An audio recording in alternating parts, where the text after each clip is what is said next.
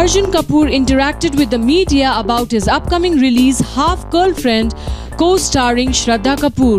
He had much to say about his character in the film and in reality.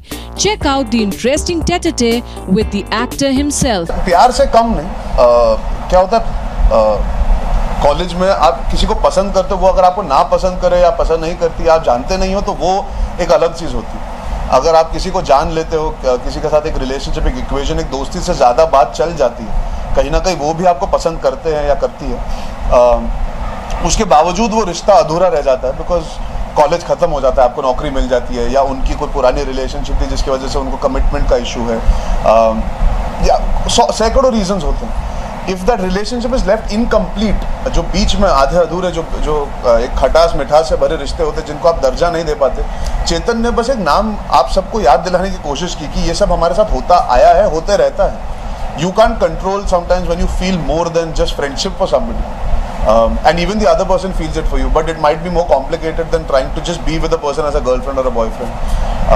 तो ऐसा नहीं है कि इसकी वजह से लोग जाके मानना शुरू कर दे अरे मेरी हाफ गर्लफ्रेंड बन जा, बिकॉज ये छिचोरा नहीं, it's not frivolous, it is not मस्ती, it is not physical, it is an emotional bond that two people share, where there is an emotional connect from both sides. Maybe one person can only come halfway in the situation, but it's not something that you can just go and ask a girl or a guy कि half girlfriend बन जा, half boyfriend बन जा. It's not like that. And I'm hoping picture देखें, अगर आप trailer देखें तो आप देखें कि जो माधव झा का किरदार है वो पूरी शिद्दत से मोहब्बत करता है, और उसका वही है कि ठीक है तुम आधे रास्ते आ सकती, कोई बात नहीं, मैं पूरा निभाऊंगा।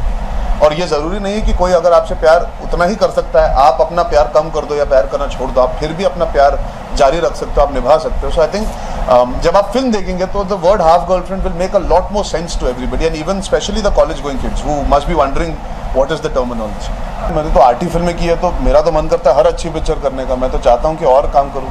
मुझे खुद अपनी सीमा पता नहीं है इस वक्त, I don't know my limits as an actor, as a performer, so I am still discovering. बहुत लोग पूछते हैं कि what is the kind of film you would like to do. आजकल ये भी दौर चला है कि बायोपिक्स होती है तो सब पूछते हैं आप बायोपिक करना चाहोगे। एक्चुअली मैं थोड़ा सा परे जाना चाहूँगा उससे। मैंने हाल ही में एक इंटरव्यू में कहा मैं एक्चुअली एक रियल लाइफ सिचुएशन में एक फिक्शनल कैरेक्टर प्ले करना चाहूँगा। जैसे अगर आप मान लीजिए एक पिक्चर आई थी फॉरेस्ट गंप, तो उसमें टॉम हैंक्स फिक्टिशियस किरदार निभा रहे थे, पर वो जो होता है वो एक्चुअली रियल लाइफ में होते आया। तो मान लीजिए कि कोई ना कोई सिचुएशन आए जिसमें you can play a fictional character but the world is real, मुझे वो बहुत एक्साइटिंग लगेगा। So more than just playing a particular character, I think that world to me is very exciting. मेरा सिर्फ एक ही मानना है लाइफ में, देखो you should do good work, eventually audience आपको काम से सराहेगी, काम से जानेगी, काम से मानेगी। जो निजी ज़िंदगी में होता है वो थिएटर में टिकट बिकाने के लिए ज़रूरी नहीं है, वो चर्चा होती रहेगी, हम आगे बढ़ते रहेंगे, और आज कुछ बोला जाएगा, कल कुछ होगा, परसों कुछ होगा, पर ज़रूरी है कि काम सराहा जाए, काम पे ध्यान ज़्यादा दिया जाए। और मैं ये मानता हूँ कि मीडिया बहुत हद तक मेरे साथ बहुत अच्छा बर्ताव कर चुकी है हमेशा। जब मैंने रिस्पेक्ट मांगी है, प्राइवेसी मांगी है, तब तक मुझे मिली है। जैसे आप सब आज जब इंटरव्यू कर रहे हो, I respect the fact that you guys will be respectful towards me. So when somebody is writing or saying something, you keep moving ahead, you don't dwell on these things.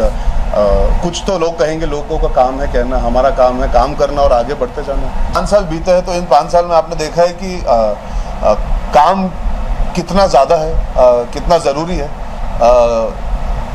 तो कहीं ना कहीं I have always prioritised work, and I guess somewhere it's not easy to prioritise work and have a relationship that is steady. It becomes difficult, मुश्किल हो जाता है कि अगर आप काम को इतना इंपॉर्टेंस दो तो कहीं ना कहीं आपकी पर्सनल लाइफ अधूरी सी रह जाती। But that's a choice you to make. See I am only 32, अभी I am turning 32 in a month. Actually अभी 32 बोल के ऐसा लग रहा है कि बहुत भारी भरकम उम्र हो गई। जब शुरू किया था तो 25-26 का था। मैं हमेशा कहता हूँ मैं तैयार हूँ, पर कहीं ना कहीं अगर तैयार होता तो अब तक कोई ना कोई मेरी ज़िंदगी में होती। जब सही समय आएगा तो वो अपने आप हो जाएगा। These things can be forced, and also like I said, I have given my work everything. Hopefully I'll be more stable as time comes in the future.